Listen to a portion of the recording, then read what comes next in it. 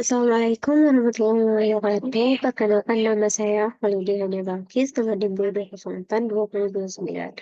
Pada pertemuan kali ini saya akan membahas mengenai isu-isu kontemporer dalam pengadaan barang dan jasa publik.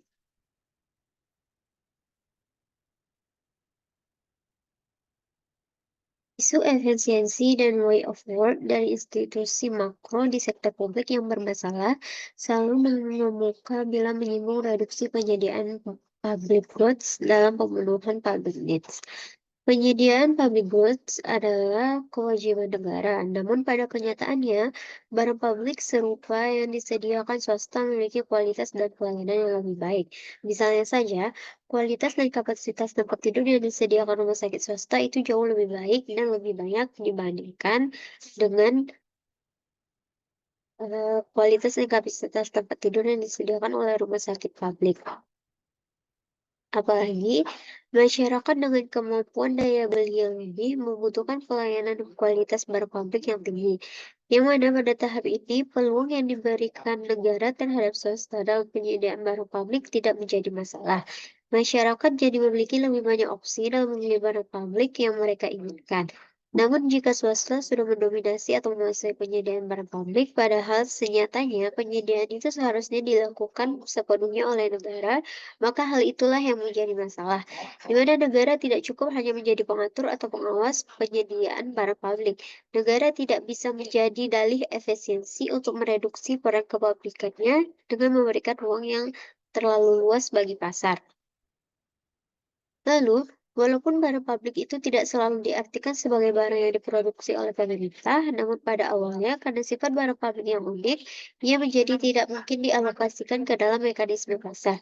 Sebagai contoh, yaitu sistem hukum, pertahanan nasional, pemerintahan, marka jalan, lampu lalu lintas, dan sebagainya. Karena sifat barang publik yang unik itu, maka muncul dua alasan mengapa sebaiknya barang publik penyediaannya dilakukan oleh pemerintah. Yang pertama yaitu tidak boleh ada unsur persaingan dalam mendapatkan barang publik. Masyarakat sudah seharusnya diberikan keleluasaan dalam memperoleh atau menggunakan barang publik. Dalam mengkonsumsi barang publik, seseorang tidak berhak menghalangi orang lain untuk ikut mengkonsumsinya. Kemudian yang kedua adalah penghargaan masyarakat terhadap barang publik. Masyarakat tidak boleh mengeluarkan sejumlah uang dalam pemanfaatan barang publik yang tersedia. Penghargaan masyarakat terhadap kualitas penyediaan barang publik itu dapat diukur dengan tingkat kepuasan dalam penggunaannya dan sejauh mana kesadaran masyarakat untuk ikut menjaga dan memilikinya. Misalnya dalam pemanfaatan ruang terbuka hijau atau RTH. Selanjutnya yaitu isu atau kendala dalam penyediaan barang publik. Kendala utama penyediaan barang publik oleh negara adalah masalah efisiensi dan akuntabilitas, di mana penyediaan barang publik oleh negara yang tidak efisien menjadi legitimasi masuknya pihak swasta untuk ikut serta dalam penyediaannya. Keterbatasan anggaran yang dimiliki oleh pemerintah sering menjadi masalah dalam penyediaan barang publik. Keterbatasan inilah yang menyebabkan pemerintah tidak mampu menyediakan barang publik secara optimal sesuai dengan apa yang diinginkan oleh masyarakat. Menurut Spokman 2002. Institusi publik di tengah masalah kelembagaan, sistem manajemen dan pengaruh politik yang ada menjadi penyebab inefisiensi dan terhambatnya optimalisasi pelayanan publik. John T. Dunlop menggambarkan 10 aspek organisasi manajemen publik, Land 19. Aspek-aspek berikut ini yang menjadi kendala dalam mencapai efisiensi dan produktivitas kebijakan organisasi publik sebagai berikut, yaitu adanya perspektif waktu yang dimana institusi publik di Indonesia tidak bisa melepaskan dirinya dari pengaruh politik 5 tahunan. Secara praktek, target-target kegiatan yang disusun oleh beberapa institusi publik akan sulit tercapai hanya dalam tempo sesingkat itu. Yang kedua, lamanya menjabat. Kalender politik 5 tahunan juga membatasi masa kerja pejabat tinggi dan pimpinan pada organisasi publik.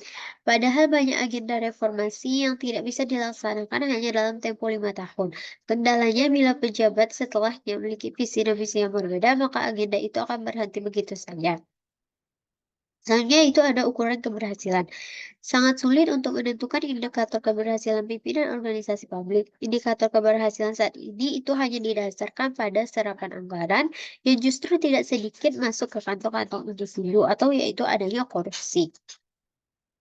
Halnya kendala kepegawaian. Pegawai negeri lebih tidak bisa diharapkan untuk bekerja lebih efisien, produktif, dan jujur. Sedangkan yang ada di pikirannya hanya bertahan hidup dengan gaji yang kecil. Selanjutnya ada kesamaan dan efisiensi. Di sektor publik, tekanan lebih diberikan kepada peningkatan kesamaan manfaat dari suatu program publik untuk berbagai kelompok masyarakat. Lalu ada proses publik, di mana sorotan yang lebih luas kepada organisasi publik lebih baik dari masyarakat luas maupun lembaga pengawas eksternal seperti ombudsman, membuat inefisiensi di organisasi publik semakin terlihat karena tidak adanya pembenahan yang dilakukan secara serius dari tahun ke tahun.